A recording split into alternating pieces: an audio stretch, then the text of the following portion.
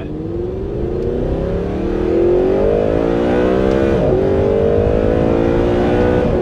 Woo! Finally, get the let loose.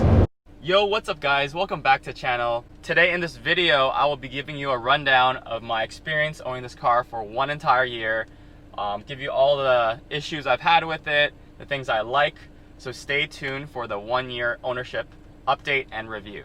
Before we get started with the video, make sure to like and subscribe to support my channel. It would be greatly appreciated. First of all, why did I purchase a Audi R8 V8 Spyder? Well, first of all, I live in Southern California, so it's sunny weather all year round. It makes sense to have a convertible here. I use it maybe 50% of the time when I'm out, I have the top down. I have a top up today just because I'm recording this video and the wind noise is just too crazy if I have the top down. Another reason for the convertible is you hear that engine noise really well in here because there's back windows that you can lower, whereas in the coupe it's a fixed window, you're not able to lower it. Let's go for a pull here.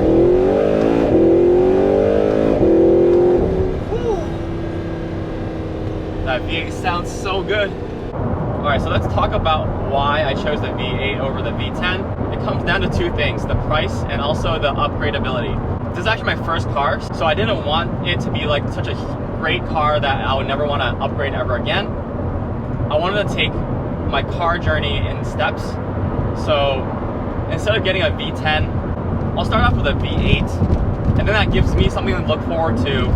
Let's say like if I want to get a Lamborghini Huracan, then I'll be going from a V8 to a V10, which is an upgrade. So this way, it just gives me something to look forward to. It motivates me to work harder, to achieve more, and be able to get a Lamborghini Huracan one day. So now we're on the freeway. Let me show you what it's like driving this car as a daily.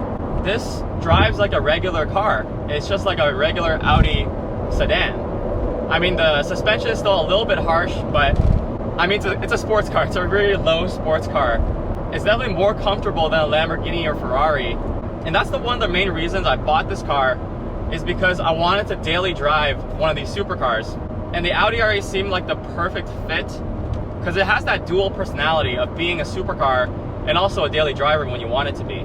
Very relaxed on the freeway. You can hear there's no drone of any sort. I'm just comfortably cruising along the traffic. Now let's talk about the issues with this car. So far, I've had zero mechanical problems. It's probably because I got this certified pre-owned from Audi, and it comes with a 1 year warranty, which means they pre-inspected it to make sure there's nothing wrong, or else they wouldn't give me that kind of warranty. In terms of mileage on this car, I've put about 4,000 miles overall. I think if coronavirus didn't come out, I would probably have 6,000 miles on this car in 1 year. So that's the beauty of this car. You're able to put miles on it with minimum depreciation. From all the Audi R8s I've seen on Car Gurus and how much they're listed for, and look at the mileage, I'd estimate that it probably costs around 50 cents per mile of depreciation. So it's very reasonable. Now let's talk about the attention this gets. I'd be lying to you if I didn't buy this car for partially some attention. You know, I do love cars, but I also love the way this looks.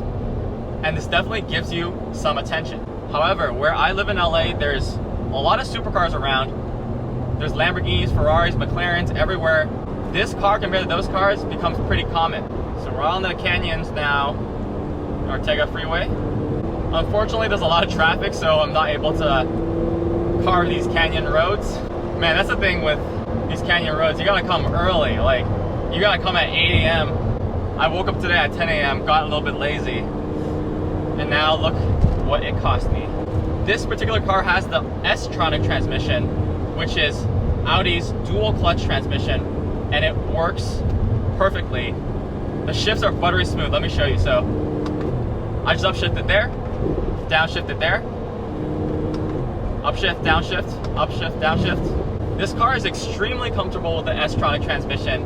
I have no problems daily driving this. In terms of steering, it's pretty heavy, which is great for sports cars.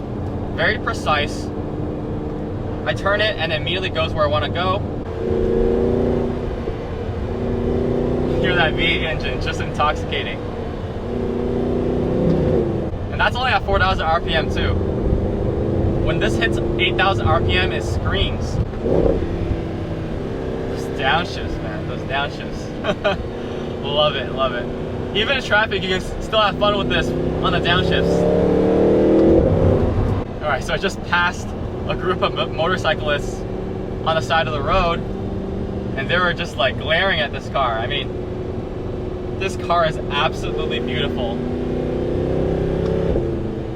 Of course, it doesn't get as much attention as like a Lamborghini or Ferrari, but it's still a beauty to behold. And when you see one on the road, you just can't take your eyes off of it. Handling is excellent on this car, as with most mid-engine cars. The weight distribution is perfectly balanced between front and rear. You also have Audi's signature Quattro system, which sends about 30% of the power to the front wheels and 70% of the power to the rear wheels. So there's a rear wheel bias here, but it's perfect in terms of getting out of the corners, getting that grip, and being able to accelerate out of those tight corners.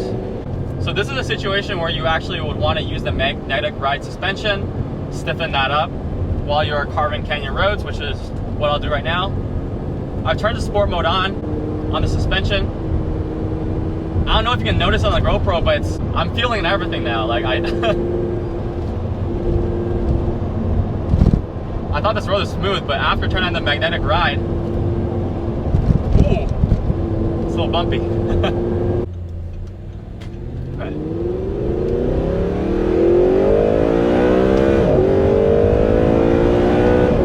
Woo! Finally, get to let loose on this V8.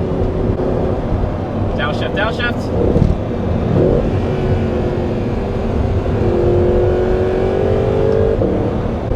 That's what I'm talking about. That's what I'm talking about.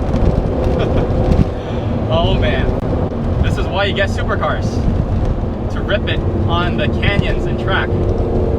I've never taken this to the track actually, because I'm just too cheap for it. You get canyon roads for free, so why go to the track? V8 engine, 430 horsepower. That's all the power you need, man. I mean, like 430 horsepower, that's more than enough to rip it on the canyons. I don't need some 600 horsepower car where I'm not gonna use all the power. I put my foot down on this thing, I get all the way to 8,000 RPM, it's still really fun. All in all, I love this car. Before buying this, I thought I would get this, keep this for 2-3 years and then switch to a Lamborghini, but I am having second thoughts about that. Maybe I plan to keep this forever. So another thing with this car, before I forget, you are gonna get preferential treatment when you roll up to restaurants, when you roll up to venues. The valet is gonna wanna, they're gonna wanna take your car. Probably because they expect you to tip them a lot because you own a supercar. Another good thing about the R8 is that it's exotic, but it's not like too exotic where people will mess with your car. I feel pretty safe if I park this on a side street while I'm getting food at a restaurant. I don't have to worry too much.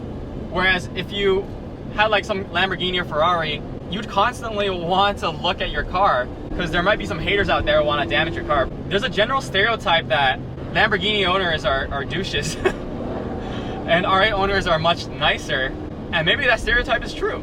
I think that people who look to buy these type of cars, the R8s, are generally less attention seeking and tend to be nicer.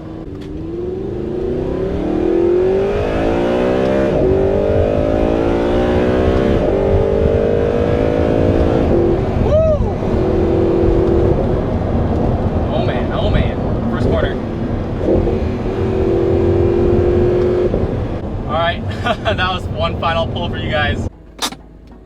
Well, that's it for the video, guys. I hope you enjoyed this 1-year review of my Audi R8 V8 Spyder. Please like and subscribe if you enjoyed the video. It's going to help me out with growing this channel immensely.